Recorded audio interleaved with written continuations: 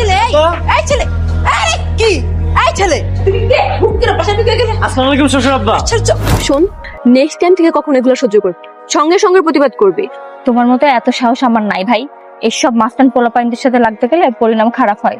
ঠিক আছে, তোকে কিছু বলতে হবে না, তোকে কিছু করতে হবে না। তোর সামনে যখন চলে আসবে তুই আমাকে দেখিয়ে দিবি, বুঝলি? আজকে যদি প্রপোজ করতে না পারোস তোর খবর আছে, যা। কিন্তু আমার না অনেক ভয় লাগতেছে, তুই আমার সাথে যাবি? আরে ভয়ের কিছু নাই, যা আমি আইতাছি। এই সুন্দরী, আমার বন্ধু তোমার অনেক পছন্দ করে, অনেক ভালোবাসে, ওর ভালোবাসাটা তুমি গ্রহণ করো। এই যা, প্রপোজ কর। কি হলো মামা, আপনি এখানে রিক্সা থামালেন কেন? এখানে তাড়াতাড়ি চলুন, এসব বখাটে ছেলেদের কথা শোনার সময় আমাদের নেই, চলুন।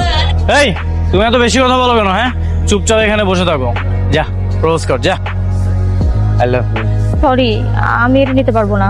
কেন?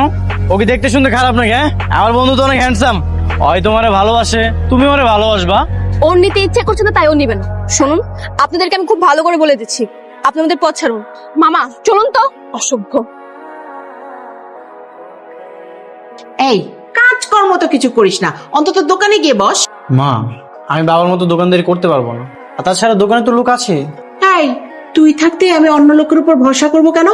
ঠিক আছে, একটা বিয়ে করি, তারপর না হয় তোমার পছন্দ মতো সবকিছু করবো। বিয়ে দিলে কি সব সমস্যার সমাধান হয়ে যাবে বাবা? শোনো, আমি তোমাদের দুজনকে খুব ভালো করে বলে দিচ্ছি, যে পর্যন্ত আমার পড়াশোনা শেষ না হচ্ছে সেই পর্যন্ত আমি কোনো বিয়ে শাদী করতে পারবো না। তা না তো কি করবো? আমি কি তোর মতো ভীতু নাকি? ভীতুর ডিম একটা, ভয় পেলে চলবে না, অবশ্যই প্রতিবাদ করতে হবে। তাহলে ব্যবসাটা কি ভালো চলতেছে? ঠিক আছে, কোনো সমস্যা নাই, তুই দেখ কি করবি। আচ্ছা, আমি তোকে একটু পর কল দিচ্ছি। কি সমস্যা? এইভাবে মেয়েদেরকে বিরক্ত করার সাথে আপনার কোনো কাজ নেই? না, নেই। মেয়েদেরকে রাস্তায় দাঁড়িয়ে বিরক্ত করছেন, আপনার কি বিন্দু পরিমাণ লজ্জা হয় না? বিরক্ত করার জন্য তো লজ্জার দরকার নেই, দরকার সাহস, দরকার ধৈর্য, আর সেটা আমাদের আছে। কি রে? তাহলে তো বিয়ে করলেই পারেন, এভাবে অন্য মেয়েদের বিরক্ত না করে সারাদিন বাসায় বসে বউকে বিরক্ত করতে পারবেন। বাহ, ভালো আইডিয়া দিয়েছো তো। এই তোরা কি বলিস, বিয়েটা তাহলে করে ফেলি নাকি? সব মেয়েরা না ভীতু হয় না, কিছু কিছু মেয়ে প্রতিবাদ করতে জানে। এখন কিছু বলিস না, সে তোদের ভাবি। কাজে অফিসে চল, তোমার আর আমার বিয়েটা আজই হবে। হাত ছাড় বলছি, আমি আপনাকে বিয়ে করবো না।